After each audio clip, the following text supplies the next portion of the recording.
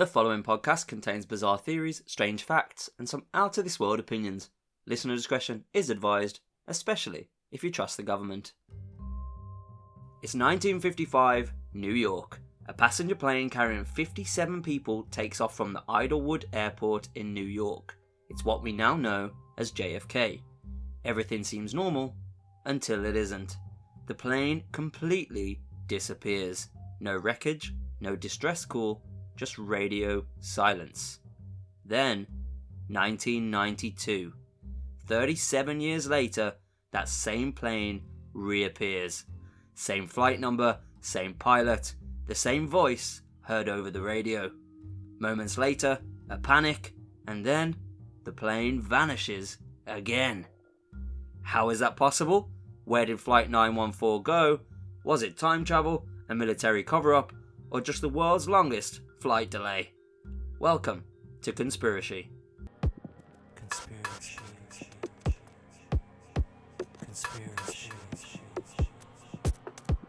Hello and welcome back to Conspiracy, the podcast where I dive headfirst into the weird, the wild, and the wonderful world of conspiracies. I'm Ash, and I'm your host of Conspiracy. Quick disclaimer, this is a comedy and entertainment podcast. I joke, I rant, I spiral into tangents, and it's probably not to be taken for gospel. You get the gist. Now, if you're new here, first of all, welcome to the club. And second, yes, this is the podcast that's all about curiosity over chaos. We're not here to scream, the lizards are coming, although they might be. We're here to look at the facts, the fiction, and the really weird bits in between, whilst having a laugh, obviously. And just a reminder, I drop episodes every single Wednesday. So every week we dig into one of the world's strangest mysteries, missing people, cover-ups, and theories that sound too wild to be true, but somehow still kind of make sense after a pint or two. If you've been listening for the last few weeks, you'll know the format by now. We got the main theory of the week. Today it's Flight 914, the plane that took a 37-year detour through time. Then we'll pull apart the story, explore the theories, weigh it up with reality, and see which one comes out on top. And don't worry, there'll be plenty of tangents, as always, because you know I can't stay serious for more than 12 seconds. And today's episode is a mini-files episode, meaning that it's shorter, snappier, straight to the weird. Think of it as an espresso shot version of the main conspiracy show. No waffle, no filler, just me, you, and a plane that casually ignored time itself. So strap in, fasten your seatbelts, and make sure your tray tables are in the upright position, because this flight's about to get weird. Let's dive in. Alright, tray tables up, brain switched on, because this story is one of the most bonkers cases in aviation folklore. So, picture it. May 2nd, 1955. It's a warm, clear morning in New York City. Pan American Airways Flight 914, a Douglas DC-4 passenger plane, is scheduled to leave Idlewood Airport, which is now JFK, and it's bound for Miami, Florida. On board, 57 passengers, 4 crew, and enough mid-century optimism to power a small city. Captain Miguel Victoriano was the man in charge. A well-respected pilot, no drama, and no previous incidents. They take off at 6:57 a.m, clear skies, visibility good, flight plan logged, everyone relaxed, probably sipping those little cups of instant coffee and reading the morning papers. I could only imagine what it's like to be on a plane in the 50s. Surely that shit would have been terrifying. Like, how long was the plane invented for by that point? Surely it's like, not that long. I don't know if I trust a bird in the sky that soon. I don't know. Yeah.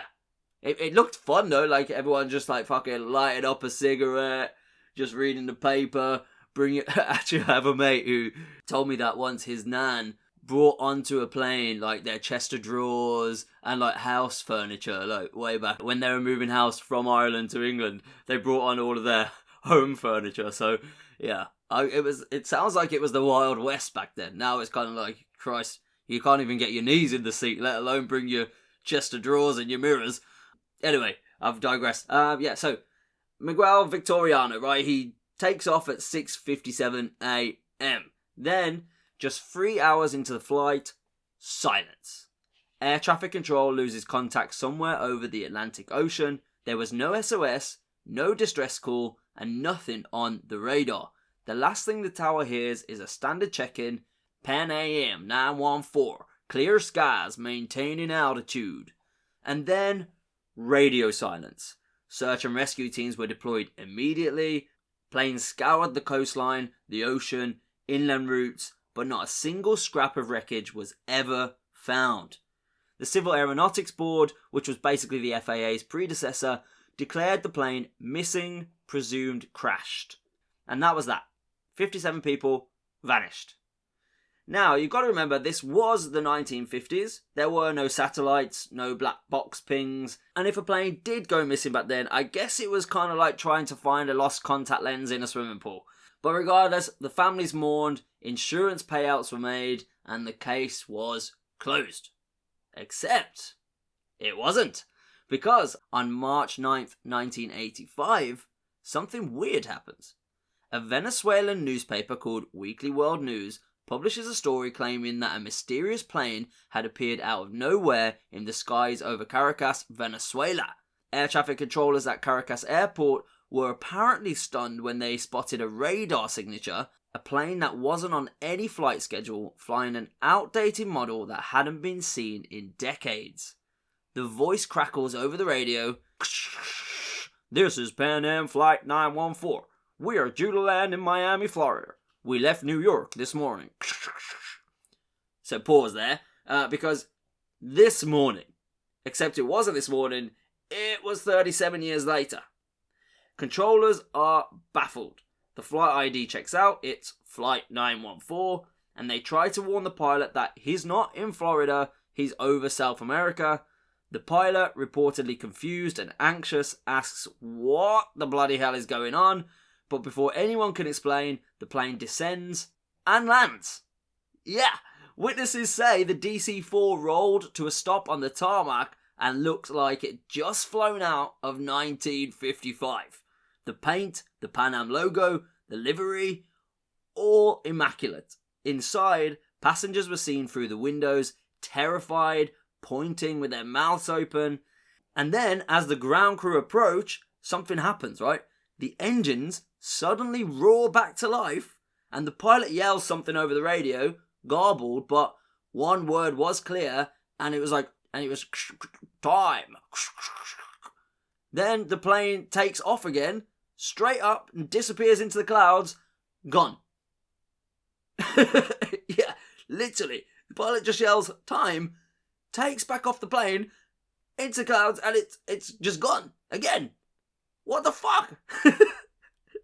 Now, as crazy as that sounds, I do have to reel it in a bit and let you know there was actually no official record existing of any radar log or airport confirmation of that landing, but the story has persisted for decades. Photos have circulated online, as they always do, but yeah, there's actually no physical evidence of this. However, the story has been passed down and talked about for decades, and even more bizarrely, another article appeared in 1992 claiming that the event happened again that year, suggesting either multiple versions of the story or a deliberate timeline reset by whoever wanted to muddy the waters. So some say the US Air Force quietly seized the plane after it reappeared, that it's been stored in an underground hangar somewhere, possibly Area 51, and others claim obviously it was a hoax from the start, it's kind of fake news, stunt before fake news was even a term. But then, there's this. Retired air traffic staff from Caracas have claimed off record that they did see something that day, a radar blip that shouldn't have existed, moving like a plane, then vanishing. There was no record of it, no trace, and no explanation, and the pilot, Captain Miguel Victoriano, never found, never aged, just erased. So that was the story of Flight 914, and before we move on to the conspiracies, I want to know what you guys think. Do you think Flight 914 actually time jumped? What happened to the plane? Did it just crash? Did it just go into the sea? Or are we looking at a case of actual time travel, time portals? Like, how did that flight reappear on the radars and also land, and people saw the people in the plane, and then it took off again, and the pilot's voice being the same. What do you guys think? Is this true? Is it real? Can it possibly be true? And if so, what's your theories about it? And with all that being said, let's move on to our conspiracies. Alright, so fasten your seatbelts because now we're diving into the rabbit hole. And this one's flying first class straight into the madness. So theory number 1 is time travel. Of course, the plane that slipped through time. This one is the most famous theory, that Flight 914 literally vanished into a rip in time and space. It didn't crash, it wasn't hijacked, it was just gone, like someone pressed pause on reality. Think about it. They took off from New York in May 1955, flying a routine route straight through airspace that, oh so coincidentally, overlaps the Bermuda Triangle, which, as we know, already has a rap sheet longer than a queue for passport control. Also, what has happened to Bermuda Triangle? Because when I was a kid, I was genuinely terrified of the Bermuda Triangle for no reason whatsoever. I'm in the UK, I'm thousands of miles from the Bermuda Triangle, but there was just so many stories of things going missing, ships, planes, fucking treasure, pirates. Like, Bermuda Triangle was the thing of nightmares, and now, what's happening there? Does it still exist? Are there things still going missing, or are we just like, have we moved on from Bermuda Triangle now? Let me know if you're listening over in the States. Is Bermuda Triangle still a thing? Or when you were growing up as well, were you also terrified of the Bermuda Triangle because of everything going missing there? Like, was that a thing over in the States as well? Or was that just kind of like a British thing, like, oh, if you fly to the Caribbean, you might disappear in the Bermuda? Yeah, let me know. But yeah, back to the actual Bermuda Triangle in terms of this story, because other planes have vanished in that zone, right? Because you had the Navy's Flight 19 in 1945, 5 bombers disappeared. You had the USS Cyclops, which was a 500-foot ship, disappeared without a single SOS, and compasses, navigation systems, even radar screens that have all gone haywire in that same zone. So maybe Flight 914 didn't crash at all. Maybe it slipped through a dimensional fold, like when you flip a page in a book and accidentally skip ahead 3 chapters and find out the main character's been killed. And you're like, why do you open the chapter with, and he died? Sad times. Anyway, so believers point to what the Caracas Tower allegedly heard. This is Pan Am 914. We left New York this morning. Not years ago, not where lost. So the pilot still thought it was the same morning, meaning that for those 37 years the world experienced and expanded, for them it was instantaneous. So that time period was just a blip for them.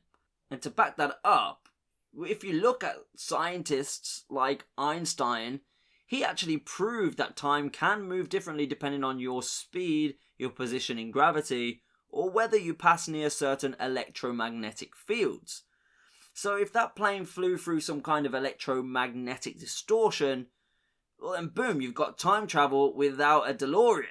In terms of an official narrative and, the skepticism behind it, people just say it's impossible. There's no official record of Pan Am Flight 914 in 1955, no pilot named Miguel Victoriano, and no airport radar in Caracas confirming any mysterious landing. People do call this a hoax invented by Weekly World News, and it was the same paper that ran stories about Elvis found on Mars and Hillary adopts alien baby. So, are they to be trusted? Was this a Mandela effect? Like, were people just convinced that they saw something when they actually didn't? And when it became a bigger thing, they kind of convinced themselves that they'd saw it, and etc, etc. But on the flip side, if it is just made up, why did multiple South American air controllers admit to seeing something unusual on radar that day in 1985? Why did Venezuelan logs for that date go missing in their digital archive transfer in 1999?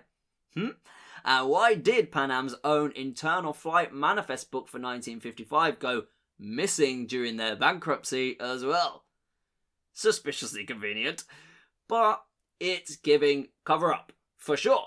So, I'm not saying that we've got a Doctor Who situations on our hands here, but if the Bermuda Triangle can make entire ships disappear and make a whole generation of people in Britain terrified of it, I'm not ruling out a sneaky space-time glitch. Let's just say, Einstein would have been buzzing. And next, I actually want to look at the Bermuda Triangle vortex in a little bit more detail to understand what is going on there, because as I mentioned, this location really has drawn attention and a lot of theories to it. So I just kind of want to have a look at why this thing even is a thing, and maybe you've never heard of Bermuda Triangle, so I want to give you some information on that. So Flight 914's path took it right over the Bermuda Triangle, right? And that mythical stretch of ocean is between Florida, Bermuda, and Puerto Rico. So obviously I can't put that map in your mind, so if you are interested in this geography, just go and Google Maps it, and you'll be able to see Bermuda, Florida, and Puerto Rico. Okay, so if you believe the legends of Bermuda Triangle, this is the place where compasses spin, radios die, and planes vanish faster than your phone signal in rural England. So what on earth is going on? Well, some researchers say the area releases huge methane gas bursts from the seafloor, which could disrupt engines or even cause visual mirages on radar. Others go further. They claim that there's a magnetic anomaly beneath the ocean, some kind of natural portal. A pilot named Bruce Gernon, who's a real guy, documented cases, claimed he flew into a strange fog in the triangle in 1970. I'm sure there's a film on that called The Fog. Great film. Well, I think it was like a 90s, end of 90s, horror-y kind of film. So if I watch it now, it probably isn't that great, but I remember watching it when I was younger and being like, yeah, this is sick. Bermuda Triangle fog. Maybe that's why I was terrified of it. Shit. Don't let your kids watch horror films. Is the takeaway. Anyway, yeah, what we talk about? We talk about Bruce Gernon. Yes, what a guy. Bruce Gernon. So yeah, he flew into this fog in the triangle in 1970, and his compass went berserk. He lost 10 minutes on the clock, and when he came out, he was somehow 100 miles further than he should have been. Yeah. So, it's not crazy to think Flight 914 got caught in something like that, just never came back out until 35 years later. And for them, it was instantaneous. And for everyone else, it was kind of like, we got TVs now. Yeah, we don't care about Pan Am. They're also bankrupt. But in terms of what actual scientists say about the Bermuda Triangle, is that it's all just coincidence and bad weather. They claim the Bermuda Triangle has no higher rate of disappearance than anywhere else in the world. People just notice it because it's more famous. They also dismiss magnetic fields strong enough to warp space-time as fantasy. What an interesting bunch. I bet they're all amazing to go to the pub with. But we have to ask, why then, dear scientists, does the US Navy avoid running training exercises over that area even today? Why do insurance companies quietly charge higher premiums for cargo ships that cross it? And why, when journalists ask for those accident report archives, do some pages always go missing? And so if you are flying over the Bermuda Triangle soon, and I am because I'm off to Mexico at the end of the month, oi oi, tequila, tequila. Yes, very excited for that, but hopefully I don't go missing. And if the pilot just randomly starts sounding like 1950s radio chatter, then I'm definitely buckling up because I'm giving this theory 8 out of 10 on the spooky but kind of plausible scale. And next theory is that this is a military cover-up. Right, so you knew this one was coming, because every good disappearance has a government file thicker than your nan's phone book. This theory says Flight 914 did exist, but it wasn't a normal passenger flight. It was a covert CIA transport plane, disguised as Pan Am, carrying classified cargo or personnel. When something went wrong, whether that be a crash, experiment, or UFO incident, they buried it under the fake lost plane narrative. Then fast forward to 1985, new radar systems pick up the same transponder frequency accidentally, which is kind of like a ghost in the network. someone panics, orders a cover story, and then suddenly you've got time-traveling Pan Am ghost plane splashed in tabloids to distract from the fact that the CIA just pinged one of its own old black projects.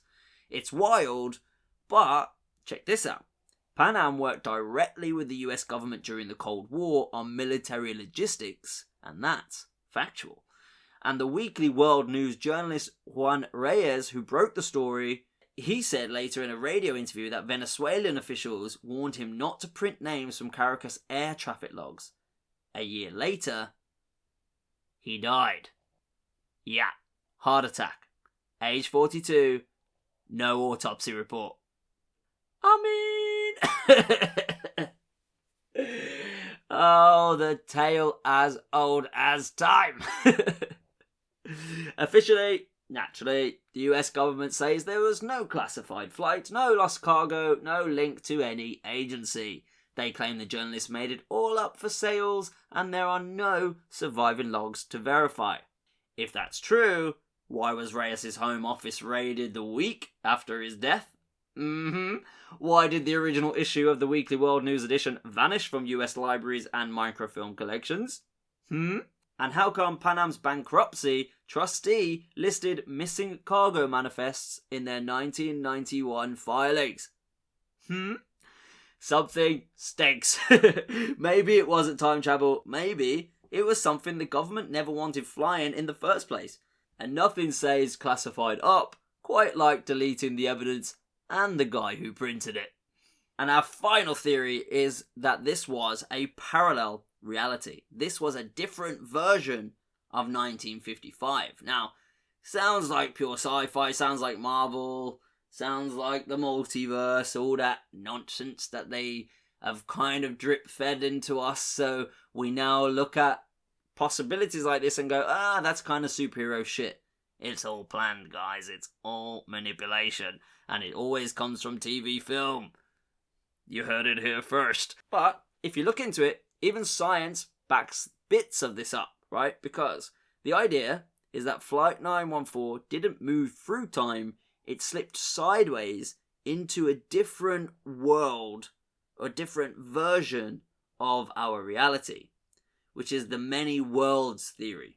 So every decision splits a new timeline, right? So maybe in one version of Earth, Flight 914 lands safely, and the one that vanished was our timeline that we're on. Then, in 1992, some glitch in the Matrix, or maybe CERN switched on that Hadron Collider early, wouldn't be the first time, caused a crossfade between universes.